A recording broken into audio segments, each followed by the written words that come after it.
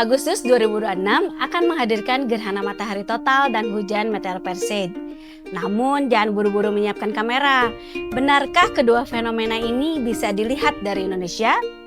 Mengapa gerhana total hanya dapat disaksikan dari wilayah tertentu, sementara daerah lain tidak melihat apa-apa? Lalu, kapan waktu terbaik untuk berburu meteor tanpa teleskop? Tetap bersama kami, karena ada satu kesalahan saat mengamati gerhana yang dapat membahayakan mata. Apakah itu?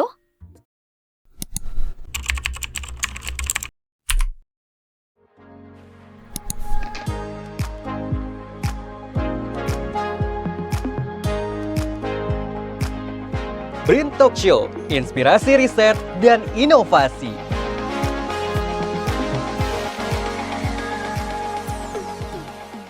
Halo kawan Brin, kembali di Brin Talk Show bersama saya Nurfia Omniati. Hari ini kita akan membahas fenomena langit yang terjadi di bulan Agustus 2026, yaitu gerhana matahari dan hujan meteor Perseid. Telah hadir bersama kita Bapak Dr. Rorom Priyatikanto MSI. Beliau adalah peneliti ahli media di Pusat Riset Antariksa BRIN. Selamat datang Pak Rorom. Terima kasih, Bu. Apa kabar Pak? Alhamdulillah baik dan sehat. Oke, baik, alhamdulillah. Baik nih Pak Rorom, kita langsung saja. Gerhana matahari total pada Agustus 2026 nanti, apakah bisa disaksikan di Indonesia ataukah tidak? Sayangnya gerhana tersebut berlangsung ketika Indonesia mengalami tengah malam ya, sehingga tidak bisa disaksikan sama sekali dari wilayah Indonesia. Nah, kalau diperhatikan, jejak gerhananya itu melewati daerah Amerika Utara dan juga Arktik. Jadi, kalau ada warga Indonesia yang tertarik untuk menyaksikan gerhana tersebut, wah harus ngongkos ya. Harus ke daerah tersebut, ke Greenland atau mungkin daerah Kanada.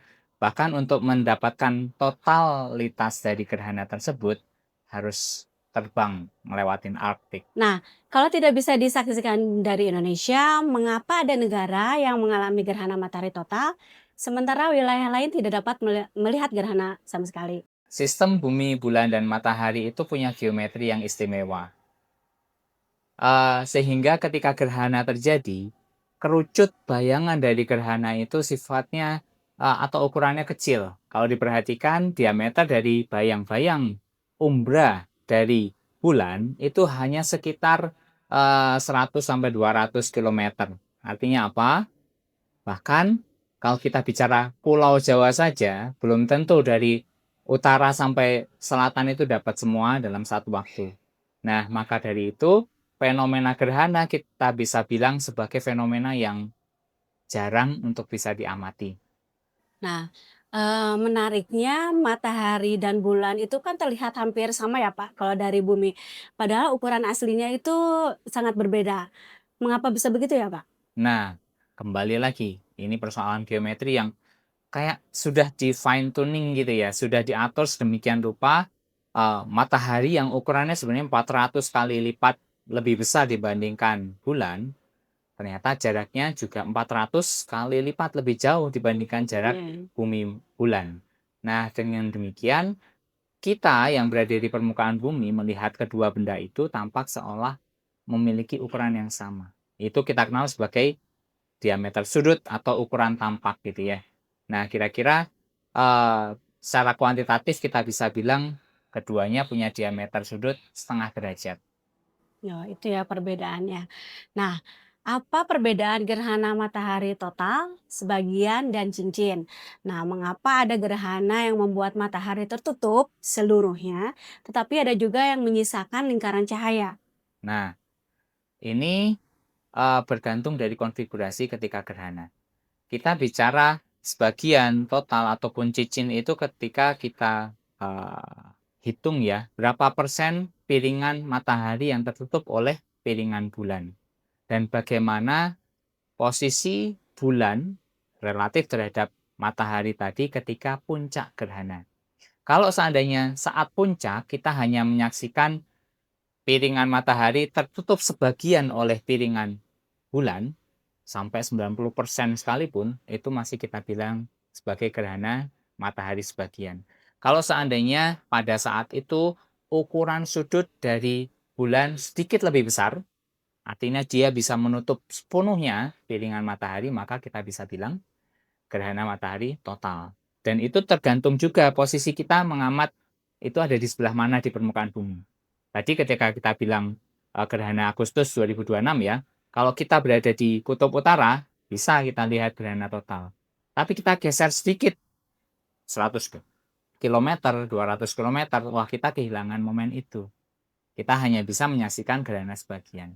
Nah, gerhana lain yang istimewa adalah gerhana cincin. Itu terjadi ketika bulan itu sedikit lebih jauh dari kita, sehingga ukuran sudutnya lebih kecil. Saat puncak gerhana, tidak 100% piringan matahari tertutup oleh piringan bulan. Ada sisa cincin cahaya yang masih kita bisa saksikan. Nah, kita akan berlanjut ke hujan meteor nih Pak. Apa sebenarnya hujan meteor itu dan mengapa fenomena hujan meteor ini dinamakan Perseid?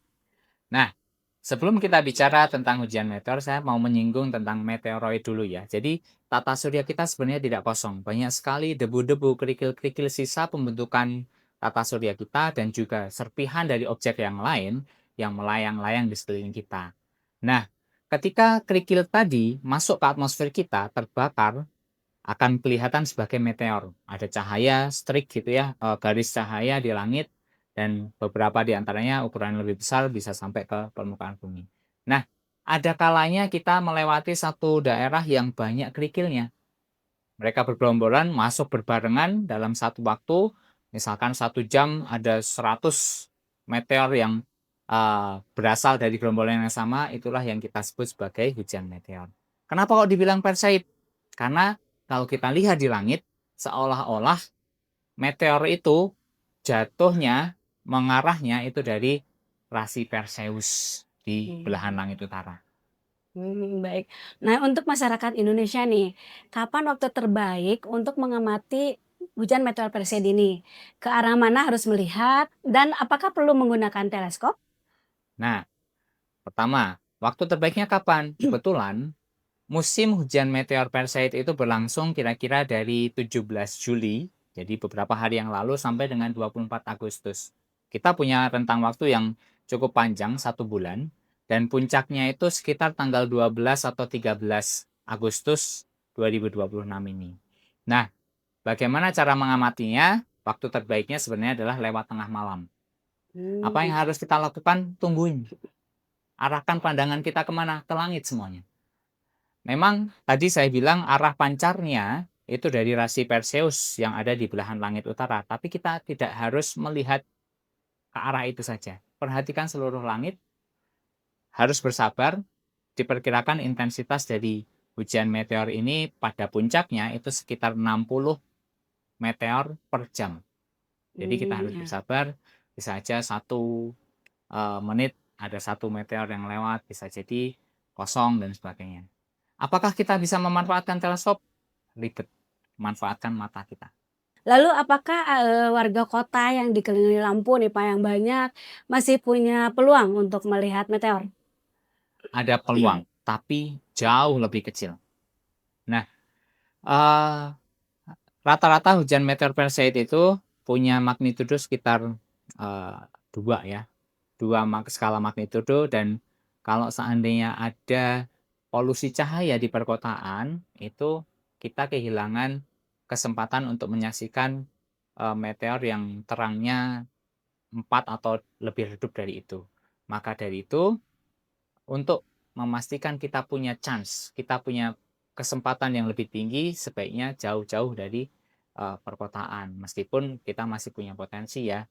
Ada kalanya meteor yang sangat terang tampak, tapi daripada gambling gitu ya, sebaiknya sempatkanlah ambil waktu di akhir pekan, mungkin 8 Agustus barangkali, cari tempat yang cukup gelap, set up camp gitu misalkan, sambil tiduran bisa menunggu hujan meteor berjatuhan. Nah, untuk mengamati hujan meteor ini nih Pak, apa yang perlu dipersiapkan masyarakat agar dapat melihat meteor mulai dari pemilihan tempat, waktu pengamatan hingga kondisi cuaca pada saat itu? Iya, jadi ada beberapa poin yang kita bisa jadikan patokan. Yang pertama, pemilihan tempat dulu. Tadi kita sudah singgung bahwa polusi cahaya dapat mengaburkan pandangan kita dan potensi deteksi atau kita bisa menyaksikan meteor itu turun drastis kalau seandainya kita terpapar banyak sekali polusi cahaya. Maka dari itu pemilihan tempat yang ideal itu jauh-jauhlah dari perkotaan. Hindari daerah yang terlalu banyak polusi cahayanya. Sebagai contoh nih, kalau kita tinggal di Jakarta, nah kita cari tempat di mana? Kalau seandainya kita mau ke arah puncak, boleh-boleh saja, tapi ada pertimbangan yang berikutnya nih, masalah cuaca. Puncak Bogor itu sudah dikenal sebagai daerah yang mengumpulkan awan, sering hujan, meskipun kita berada di musim kemarau, kayaknya masih banyak kumpulan awan di sana, maka cari tempat yang lain. Kepulauan Seribu bisa jadi opsi yang menarik barangkali, tapi jangan pilih yang banyak resortnya yang lampu semuanya nyala gitu ya. Jatiluhur barangkali di daerah Purwakarta bisa jadi opsi yang menarik. Nah, kalaupun kita tinggal di Bandung, kita juga bisa pilih daerah-daerah lain. Kita bisa ke arah utara ke Jatiluhur tadi, ke Lembang pun sudah cukup ada polusi cahaya, tapi masih cukup gelap untuk kita bisa saksikan itu. Kemudian faktor yang kedua, masalah waktu. Waktunya bagaimana? Tadi saya sudah sebutkan puncak aktivitas hujan meteor Perseid itu kira-kira tanggal 12 atau 13 Agustus. Ambillah waktu sekitar itu. Lewat tengah malam ada probabilitas aktivitasnya lebih tinggi dibandingkan sebelum tengah malam. Jadi kita harus siap-siap bergadang atau tidur lebih cepat, terus tengah malam bangun.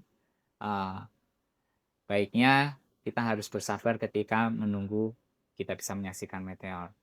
Nah, Ya. peralatannya apa? Simple sih sebenarnya. Saya kira melihat dengan mata kepala langsung itu lebih memorable ketimbang kita hanya pasang kamera, setup, potret gitu ya. Ada settingan kamera yang bisa mengcapture 1 jam, 2 jam itu tanpa harus ganti frame. Nah, dari situ kita bisa dapatkan beberapa meteor yang jatuh harapannya ya. Baik. Nah, berburu fenomena langit ini memang menarik ya, Pak Rorom. Nah, pertanyaan saya, apakah hujan meteor ini berarti banyak batuan luar angkasa sedang jatuh ke bumi? Dan apakah dapat membahayakan manusia di bumi? Nah, biasanya hujan meteor itu berasosiasi dengan komet, serpihan komet atau mungkin beberapa itu serpihan asteroid tapi jarang ya. Nah, ketika ada serpihan komet itu biasanya ukurannya kecil, dari sebutir debu hingga kerikil gitu ya. Dan itu semuanya habis terbakar di atmosfer kita, sehingga tidak ada potensi bahaya yang signifikan. Kecuali kita punya aset satelit di atas sana, terus mereka kena debu-debu antariksa tadi ya bisa merusak gitu ya. Sementara kalau kita hidup di permukaan bumi, hampir tidak ada resiko bahaya dari hujan meteor semacam itu. Tapi kalau kita bicara meteor secara keseluruhan, kita perlu sadari resiko bahaya itu ada. Sebagai contoh, tahun 2013 yang lalu ada meteor, bukan berkaitan dengan hujan meteor. Meteor itu ukurannya cukup besar, meledak di atas wilayah Rusia. Korbannya diperkirakan sampai dengan 1.000 orang terluka. Tidak ada yang meninggal dunia, tapi banyak yang terluka karena banyak kaca jendela yang pecah dan mengenai penduduk di dekat tempat jatuhnya atau tempat meledaknya meteor tersebut. Kembali lagi nih Pak, pada saat mengamati gerhana matahari, apa kesalahan paling berbahaya yang sering dilakukan masyarakat? Saat pengamatan, apakah kacamata hitam, negatif film, kaca gelap, atau kamera ponsel aman untuk digunakan? Nah, kesalahan terbesar dan paling bahaya terkait gerhana dan pengamatannya adalah mengira bahwa saat gerhana matahari total, matahari itu aman untuk dilihat langsung.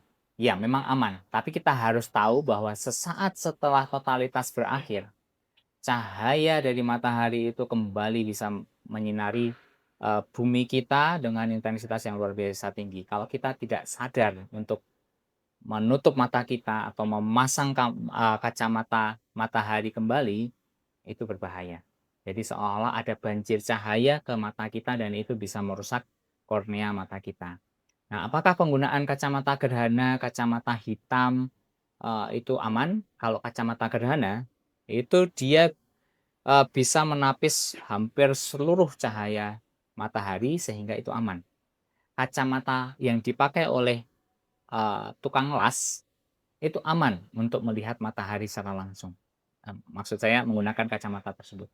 Tapi kalau kita hanya memanfaatkan kacamata hitam, kacamata sunglasses gitu ya, kacamata, eee, Polaroid, itu tidak aman untuk melihat matahari secara langsung. Mmm.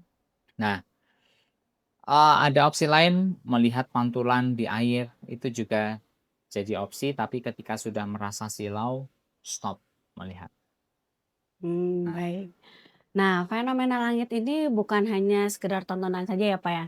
Fenomena ini menjadi gerbang untuk mengenalkan astronomi dan riset antariksa kepada masyarakat. Nah, Pak Roro, mengapa tanggal 6 Agustus ini ditetapkan sebagai Hari Antariksa Nasional? Dan apa relevansinya bagi masyarakat yang bukan astronom? iya, kita hidup di era modern yang amat sangat berkaitan dan bergantung pada teknologi antariksa. Nah, kalau kita hanya sekedar menjadi penonton saja, pengguna saja, eee, kita nggak akan bisa maju gitu ya. Maka dari itu, pemerintah kita itu sudah punya rencana yang lebih besar terkait penguasaan teknologi keantariksaan dan salah satu milestone yang sudah, kita tempuh itu adalah kita sudah punya loh dasar hukum paling tinggi terkait aktivitas keantariksaan di Indonesia, yakni Undang-Undang Nomor 21 Tahun 2013 yang ditandatangani tanggal 6 Agustus tahun 2013 yang lalu. Nah, undang-undang ini menjadi dasar bagaimana pajak yang menjadi salah satu sumber resource untuk aktivitas keantariksaan di Indonesia itu dikelola dan diarahkan sebagian untuk mendukung riset dan pengembangan di bidang sains dan teknologi antariksa. Nah, tanggal 6 Agustus kita manfaatkan sebagai Hari Keantariksaan Nasional untuk meningkatkan nih awareness, semangat, masyarakat semua dan masyarakat harus lebih melek dengan sains dan teknologi. Nah, melalui riset antariksa, apa saja peran BRIN dalam mengenalkan astronomi kepada masyarakat, khususnya kepada generasi muda, Pak? Ada beberapa event, ada beberapa kompetisi yang diselenggarakan oleh BRIN dan itu, turut menggelorakan semangat untuk belajar. Nah, ada beberapa event misalkan, ada kampanye 100 jam astronomi itu juga kami lakukan, beberapa tahun terakhir.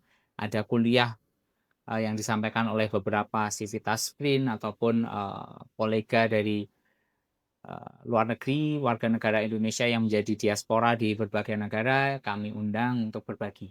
Ya, tujuannya adalah supaya masyarakat kita, generasi muda lebih paham astronomi, tidak hanya ya happy-happy joget TikTok saja, tapi tahulah fenomena yang sebenarnya tanpa kita sadari relevan dengan keseharian kita. Hmm. Nah, setelah Pesta Langit Agustus 2026 ini, Pak, fenomena astronomi apa lagi yang akan terjadi? Yang perlu mulai ditandai oleh masyarakat Indonesia di kalender? Nah, fenomena yang cukup menarik di tahun ini setelah Agustus itu tidak banyak sebenarnya, lagi sepi fenomena keren nih di tahun ini.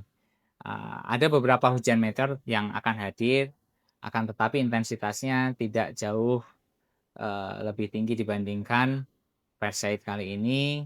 Nanti di akhir tahun Gemini meteor shower sebenarnya luar biasa banyak, luar biasa tinggi aktivitasnya, tapi sayangnya, cuaca mungkin tidak akan mendukung sepenuhnya.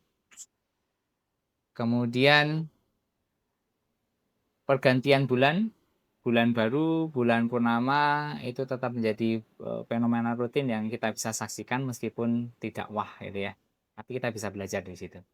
Nih, Pak Rorom, jika ada kawan BRIN yang tertarik dengan bidang astronomi, bisa menghubungi Pak Rorom kemana nih, Pak? Tentu silahkan, saya dan kolega saya di Pusat Riset Antariksa dengan senang hati kita bisa diskusi, kita bisa, eee berikan sedikit inilah ilmu gitu yang kami pernah pelajari terkait astronomi, astrofisika, dan bagi mahasiswa yang tertarik mendalami, ada beberapa program yang dipersiapkan oleh BRIN, misalnya ada magang singkat 1-2 bulan, menghabiskan waktu berdiskusi dengan peneliti di BRIN, di Pusat Riset Antariksa, ngulikin bintang, ngulikin magnetosfer dan sebagainya, ada potensi seperti itu. Ada juga program yang lebih panjang, yang dulu mungkin kita kenal sebagai MBKM, 1 semester menghabiskan waktu riset magang di BRIN, bisa jadi opsi. Silahkan keep update, cek medsosnya BRIN, websitenya manajemen talenta BRIN, di situ ada program-program yang menarik. Baik. Pak Rorom, terima kasih atas ilmu dan cerita yang telah dibagikan hari ini. Semoga bermanfaat untuk kita semua. Ya, amin. Mudah-mudahan bermanfaat ya. Baik. Kawan BRIN, hari ini kita mengetahui bahwa tidak semua fenomena langit yang ramai dibicarakan dunia dapat disaksikan dari Indonesia. Tapi setiap fenomena tetap memberikan kesempatan kepada kita untuk memahami bagaimana alam semesta bekerja. Gerhana mengajarkan tentang ketepatan posisi matahari, bulan, dan bumi. Sementara hujan meteor memperlihatkan bahwa benda-benda di antariksa dapat menghadirkan pemandangan yang luar biasa. Dan yang paling terpenting, selalu cari informasi, waktu dan lokasi pengamatan dari sumber yang terpercaya. Serta gunakan perlengkapan yang aman saat mengamati matahari. Terima kasih kawan BRIN atas kebersamaannya. Saya Nurfia Umniati pamit undur diri. Sampai jumpa di BRIN Talk Show berikutnya. Salam riset dan inovasi untuk negeri.